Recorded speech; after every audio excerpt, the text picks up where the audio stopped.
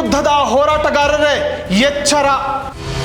Toll ವಿಷಯ ಎತ್ತಿದ್ರೆ ಬಂಧನ. ಹೋರಾಟಗಾರರ ಮೇಲೆ ಹಾಕ್ತಿದೆ ಚಾರ್ಜ್ ಶೀಟ್. ಎಸ್, ಇದು ನಮ್ಮ ರಾಜ್ಯದ ಕಾಂಗ್ರೆಸ್ ಸರ್ಕಾರ ಅಕ್ರಮ ಟೋಲ್ ವಿರುದ್ಧ ಧ್ವನಿ ಎತ್ತುವಂತಹ ಅಷ್ಟು ಹೋರಾಟಗಾರರಿಗೆ ಕೊಟ್ಟಂತಹ ನೇರ ಎಚ್ಚರಿಕೆಯ ಗಂಟೆ. ಇನ್ನು ನಮ್ಮ ರಾಜ್ಯದಲ್ಲಿರುವಂತಹ ಯಾವುದೇ ಅಕ್ರಮ ಟೋಲ್ ವಿರುದ್ಧ ಯಾರೂ ಕೂಡ ಧ್ವನಿ ಎತ್ತುವ ಹಾಗಿಲ್ಲ. ಅಕ್ರಮ ಟೋಲ್ಗಳು ನಿಮ್ಮ ಮೇಲೆ ಎಷ್ಟೇ ಸುಂಕವನ್ನು ವಿಧಿಸಿದ್ರೂ ತೆಪ್ಪಗೆ ಕೊಟ್ಟು ಹೋಗ್ತಿರ್ಬೇಕು ಅಷ್ಟೇ. ಇನ್ನು ನಮ್ಮ ಕಾಂಗ್ರೆಸ್ ಸರ್ಕಾರ ಭವಿಷ್ಯದಲ್ಲಿ ರಾಜ್ಯದಲ್ಲಿ ತರಲು ಇರುವಂತಹ ಅಕ್ರಮ ಟೋಲ್ಗಳ ವಿರುದ್ಧ ಯಾರೂ ಕೂಡ ಧ್ವನಿ ಎತ್ತಬಾರದು ಅಂತ ಪ್ರತಿಯೊಬ್ಬ ಹೋರಾಟಗಾರರಿಗೂ ಎಚ್ಚರಿಕೆಯ ಸಂದೇಶವನ್ನು ಕೊಡ್ತಾ ಈ ಪ್ರಶ್ನೆಯನ್ನೇ ಮುಂದಿಟ್ಟುಕೊಂಡು ಇವತ್ತಿನ ಈ ಸಂಚಿಕೆಯನ್ನು ಪ್ರಾರಂಭ ಮಾಡ್ತಿದ್ದೀನಿ. ಈಗ ಕಾಂಗ್ರೆಸ್ ಸರ್ಕಾರ ಬಂದ ಅವಧಿಯಲ್ಲಿ ಆ ಪ್ರಕರಣದಲ್ಲಿ ಇವತ್ತು ಚಾರ್ಜ್ ಶೀಟ್ ಹಾಕಿದ್ದಾರೆ, ಆರೋಪ ಪಟ್ಟಿಯನ್ನು ನ್ಯಾಯಾಲಯಕ್ಕೆ ಸಲ್ಲಿಸಿದ್ದಾರೆ. ಅದು ಕೂಡ ಒಬ್ಬರು ಇಬ್ಬರು 10-15 ಜನರ ಮೇಲಲ್ಲ, ಇಂಥ ಒಂದು ತೀರಾ ಸಣ್ಣ ಪ್ರಕರಣದಲ್ಲಿ 101 ಜನರ ಮೇಲೆ 101 ಜನ ಹೋರಾಟಗಾರರ ಮೇಲೆ ಆರೋಪ ಪಟ್ಟಿಯನ್ನು ಇವತ್ತು ನ್ಯಾಯಾಲಯಕ್ಕೆ ಸಲ್ಲಿಸಿದ್ದಾರೆ. ಎಸ್, ಇದು ಜನರ ಆಕ್ರೋಶ. ನ್ಯಾಯಕ್ಕಾಗಿ ಹೋರಾಡಿ ಅಕ್ರಮ ಟೋಲನ್ನು ತೆರವುಗೊಳಿಸಿದ ಹೋರಾಟಗಾರರಿಗೆ ಕಾಂಗ್ರೆಸ್ ಸರ್ಕಾರ ಕೊಟ್ಟ ಚಾರ್ಜ್ ಶೀಟ್ ಅನ್ನೋ ಬಹುಮಾನಕ್ಕೆ ಜನ ಕಿಡಿಕಾರಿದ ರೀತಿ. ದೇಶದ ಇತಿಹಾಸದಲ್ಲೇ ಮೊದಲ ಬಾರಿಗೆ ಜನಾಕ್ರೋಶದ ಮೂಲಕ ಸತ್ಯಾಗ್ರಹದ ಮೂಲಕ ಸುರತ್ಕಲ್ ಅಕ್ರಮ ಟೋಲನ್ನು ಸ್ಥಳಾಂತರಿಸಲಾಗಿತ್ತು. ಸಾವಿರಾರು ಜನರ ಹೋರಾಟ, 100 ದಿನ ಸತ್ಯಾಗ್ರಹ, ಅನೇಕ ಪ್ರತಿಭಟನೆಯ ಫಲವಾಗಿ ಅನಧಿಕೃತ ಟೋಲ್ಗೇಟ್ ಕೊನೆಗೂ ಹೆಜಮಾಡಿ ಟೋಲ್ ಜೊತೆಗೆ ವಿಲೀನಗೊಂಡು ಜನ ನಿರಾಳರಾಗಿದ್ರು. ಆದ್ರೀಗ ಆ ಅಕ್ರಮದ ವಿರುದ್ಧ ಹೋರಾಡಿದವರಿಗೆ ಸಂಕಷ್ಟ ಎದುರಾಗಿದೆ. ಕಾಂಗ್ರೆಸ್ ಸರ್ಕಾರದ ವಿರುದ್ಧ ಭಾರಿ ಆಕ್ರೋಶ ವ್ಯಕ್ತವಾಗ್ತಿದೆ. ಟೋಲ್ ಹೋರಾಟಗಾರರಿಗೀಗ ಬಂಧನದ ಭೀತಿ. ಹೋರಾಟ ಹತ್ತಿಕ್ಕಲು ಕಾಂಗ್ರೆಸ್ ಪ್ರಯತ್ನ. ಕಳೆದ ವರ್ಷ ಅಕ್ರಮ ಸುರತ್ಕಲ್ ಟೋಲ್ ತೆರವಿಗೆ ಜನಪಟ್ಟ ಪಾಡು, ಹೋರಾಟಗಾರರ ಸಂಕಟ, ಸುರತ್ಕಲ್ ಜನ ಎದುರಿಸಿದ್ದ ಸವಾಲು ತಮಗೆ ಗೊತ್ತೇ ಇದೆ.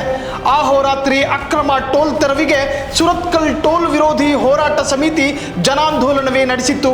ಅದೊಂದು ಬಹುದೊಡ್ಡ ಜನಾಗ್ರಹ ಸಭೆ. 30ಕ್ಕೂ ಹೆಚ್ಚು ಸಂಘ ಸಂಸ್ಥೆಗಳ ಜನಪ್ರತಿನಿಧಿಗಳು ತಮ್ಮ ಅಭಿಪ್ರಾಯವನ್ನ ದಾಖಲಿಸಿದ್ದರು.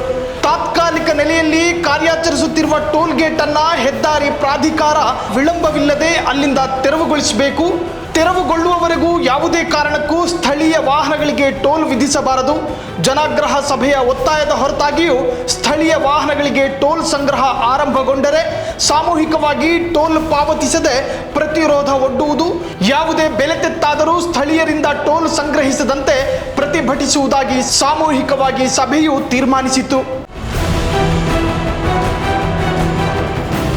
ಹೀಗೆ ಅಕ್ರಮ ಟೋಲ್ ತಡೆಯಲು ಭಾರಿ ಜನಬೆಂಬಲ ವ್ಯಕ್ತವಾದ ಬೆನ್ನಲ್ಲೇ ಕಳೆದ ವರ್ಷ ಅನಧಿಕೃತ NITK ಟೋಲ್ ಗೇಟ್ ಕೊನೆಗೂ ಹೆಜಮಾಡಿ ಟೋಲ್ ಜೊತೆಗೆ ವಿಲೀನಗೊಳಿಸಿ ಸುಂಕ ಪಡೆಯದಂತೆ ಜಿಲ್ಲಾಧಿಕಾರಿ ಆದೇಶ ಹೊರಡಿಸಿ ಜನಾಕ್ರೋಶಕ್ಕೆ ಪ್ರತಿಫಲ ಸಿಕ್ಕಂತಾಗಿತ್ತು.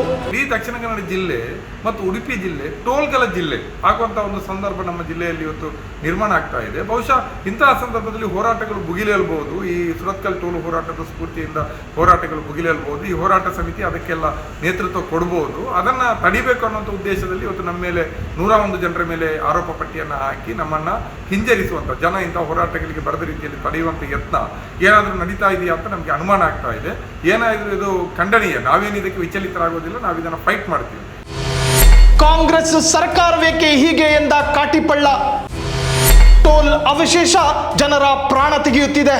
ಟೋಲ್ ತೆರವುಗೊಂಡಿದೆ ಸರಿನೇ, ಆದರೆ ಅದರ ಅವಶೇಷಗಳು ಇನ್ನೂ ಹಾಗೇ ಇದೆ. ಅದರಿಂದ ದಿನನಿತ್ಯ ಅಪಘಾತಗಳು ಸಂಭವಿಸುತ್ತಿದೆ. ಟೋಲ್ ವಿಧಿಸುವುದಕ್ಕಿಂತಲೂ ಅಪಾಯ ತಂದಿದೆ ಈ ಟೋಲ್ ಅವಶೇಷ. ಹೀಗಂತ ಹೋರಾಟ ಸಮಿತಿ ಮುಖಂಡ ಮುನೀರ್ ಕಾಟಿಪಳ್ಳ ಆಕ್ರೋಶ ವ್ಯಕ್ತಪಡಿಸಿದ್ದಾರೆ. ಮಂಗಳೂರು, ಉಡುಪಿ ಭಾಗಗಳಲ್ಲಿ ಇನ್ನೂ ಸಾಕಷ್ಟು ಟೋಲ್ ಬರೋ ಸಾಧ್ಯತೆ ಇದೆ. ಹಾಗಾಗಿ ಮುಂಜಾಗ್ರತಾ ಕ್ರಮವಾಗಿ ಅದರ ವಿರುದ್ಧ ಧ್ವನಿ ಎತ್ತದಂತೆ ನಮ್ಮನ್ನ ತಡೆಯಲು ಕಾಂಗ್ರೆಸ್ ಆಡಳಿತಾವಧಿಯಲ್ಲಿ 101 ಟೋಲ್ ಹೋರಾಟಗಾರರ ಮೇಲೆ ಚಾರ್ಜ್ ಶೀಟ್ ಸಲ್ಲಿಕೆ ಮಾಡಲಾಗಿದೆ ಎಂದು ಮುನೀರ್ ಅಭಿಪ್ರಾಯಪಟ್ಟರು. ಇತ್ಯರ್ಥ ಮಾಡಬೇಕಾಗಿರೋದು, ಪರಿಶೀಲನೆ ಮಾಡಬೇಕಾಗಿರೋದು ಶಾಸಕರುಗಳು, ಸಂಸದರುಗಳು. ಹೆದ್ದಾರಿ ಪ್ರಾಧಿಕಾರದ ಸಭೆಯಲ್ಲಿ ಕೂರಬೇಕು, ಅಲ್ಲಿ ಮಾಹಿತಿಯನ್ನು ಪಡೆಯಬೇಕು ಮತ್ತು ಅವರಿಗೆ ಸೂಚನೆಗಳನ್ನು ಕೊಡಬೇಕು ಮತ್ತು ಜನರ ಪರವಾಗಿ ನಿಂತು ಬಾರ್ಗೇನ್ ಮಾಡಬೇಕು. ಆದರೆ ಇವರು ಆ ಮೀಟಿಂಗ್ಗಳಿಗೆ ಹೋಗಲ್ಲ, ಅದೆಲ್ಲ ನಮ್ಮ ಕರ್ತವ್ಯ ಅಂತ ಇವರು ಭಾವಿಸಿಲ್ಲ. ಆ ಭಾಗವಾಗಿ ಇವತ್ತು ನಾವು ಜನರ ಪರವಾಗಿ ನಿಂತು ಆ ಕರ್ತವ್ಯವನ್ನು ನಾವು ನಿಭಾಯಿಸ್ತಾ ಇದ್ರೆ ನಮ್ಮ ಮೇಲೆ ಇವತ್ತು 101 ಜನರ ಮೇಲೆ ಚಾರ್ಜ್ ಶೀಟ್ ಹಾಕುವ ಮೂಲಕ ಬಹುಶಃ ನಮ್ಮನ್ನು ಕೂಡ ಇದರಿಂದ ವಿಚಲಿತಗೊಳಿಸುವಂಥ ಒಂದು ಯತ್ನ ಸಂಸದರು ಶಾಸಕರು ಮಾಡ್ತಾ ಇದ್ದಾರೆ ಅಂತ ಅನಿಸ್ತಾ ಇದೆ. ಆದರೆ ರಾಜ್ಯ ಸರ್ಕಾರ ಇದಕ್ಕೆ ಯಾಕೆ ಅವಕಾಶ ಕೊಡ್ತಾ ಇದೆ ಅನ್ನುವಂಥದ್ದು ಮಾತ್ರ ನಮ್ಗೆ ಗೊತ್ತಾಗ್ತಾ ಇದೆ. ಜನಪರ ಹೋರಾಟಕ್ಕೆ ಅನ್ಯಾಯ ಮಾಡಬೇಡಿ. ಜನಪರ ಕಾಳಜಿ ಇರೋ ಯಾವ ಸರ್ಕಾರವೂ ಈ ರೀತಿ ಹೋರಾಟಗಾರರನ್ನ ಹತ್ತಿಕ್ಕುವ ಕೆಲಸ ಮಾಡುವುದಿಲ್ಲ. ಸ್ವಲ್ಪನಾದರೂ ಕಾಂಗ್ರೆಸ್ ಸರ್ಕಾರಕ್ಕೆ ಸಂವೇದನೆ ಅನ್ನೋದಿದ್ರೆ ಅಕ್ರಮ ಟೋಲ್ ವಿರುದ್ಧ ನಿಂತಿರೋ ಹೋರಾಟಗಾರರನ್ನ ಬೆಂಬಲಿಸಲಿ ಎಂದು ಸರ್ಕಾರದ ಜೊತೆ ಮುನೀರ್ ಕಾಟಿಪಳ್ಳ ಮನವಿ ಮಾಡಿಕೊಂಡಿದ್ದಾರೆ. ಹೋರಾಟದ ಎಚ್ಚರಿಕೆ ಕೊಟ್ಟ ಹೋರಾಟ ಸಮಿತಿ. ಉಡುಪಿ ದಕ್ಷಿಣ ಕನ್ನಡ ಜಿಲ್ಲೆಯಲ್ಲಿ ಮುಂದಿನ ದಿನಗಳಲ್ಲಿ 8-10 ಟೋಲ್ ಗೇಟ್ಗಳು ಆರಂಭಿಸುವ ಹುನ್ನಾರಗಳು ನಡೆಯುತ್ತಿವೆ. ಅದರ ಭಾಗವಾಗಿ ಮುಂದಿನ ದಿನಗಳಲ್ಲಿ ಹೋರಾಟಗಳಿಗೆ ಯಾರೂ ಮುಂದಾಗಬಾರದು ಮತ್ತು ಹೋರಾಟಗಳು ವಿಸ್ತರಿಸಬಾರದು ಎಂಬ ದೃಷ್ಟಿಯಿಂದ ಆರೋಪ ಪಟ್ಟಿ ಸಲ್ಲಿಸಲಾಗಿದೆ. ಜಿಲ್ಲೆಯ ಸಂಸದರು ಮತ್ತು ಶಾಸಕರ ಒತ್ತಡಕ್ಕೆ ಮಣಿದು ಪೊಲೀಸರು ಆರೋಪ ಪಟ್ಟಿ ಸಲ್ಲಿಸಿದ್ದಾರೆ. ಪ್ರಕರಣದಿಂದ ವಿಚಲಿತರಾಗುವ ಪ್ರಶ್ನೆಯೇ ಇಲ್ಲ. ದಕ್ಷಿಣ ಕನ್ನಡ ಉಡುಪಿಗೆ ಸಂಬಂಧಿತ ಟೋಲ್ ಗೇಟ್ಗಳ ವಿರುದ್ಧದ ನಮ್ಮ ಹೋರಾಟ ಮುಂದುವರಿಯಲಿದೆ.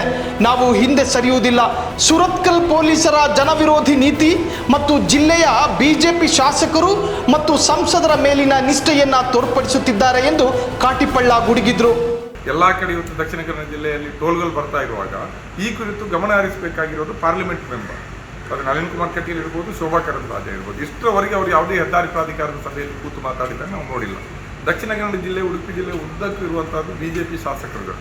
ಅವರು ಯಾರೂ ಕೂಡ ಈ ಹೆದ್ದಾರಿ ಪ್ರಾಧಿಕಾರದ ಸಭೆಗಳನ್ನು ಕರೆಸುವ ಪ್ರಯತ್ನವನ್ನು ಮಾಡಲ್ಲ ಅಥವಾ ಅವರು ನಡೆಸುವಂತ ಸಭೆಗಳಿಗೆ ಇವರು ಪದನಿಮಿತ್ತವಾಗಿಯೂ ಕೂಡ ಭಾಗವಹಿಸ್ತಾ ಇಲ್ಲ. ಸ್ನೇಹಿತರೆ, ಆ ಭಾಗದ ಅಕ್ರಮ ಟೋಲ್ ಅನ್ನ ತೆರವುಗೊಳಿಸಿ ಆ ಭಾಗದ ಜನರನ್ನ ನಿರಾಳಗೊಳಿಸಿದ ಆ ಹೋರಾಟಗಾರರಿಗೆ ನ್ಯಾಯ ಸಿಗಲಿ ಅಂತ ಹೇಳ್ತಾ ಈ ಸಂಚಿಕೆಯನ್ನು ಮುಗಿಸ್ತಾ ಇದ್ದೀನಿ.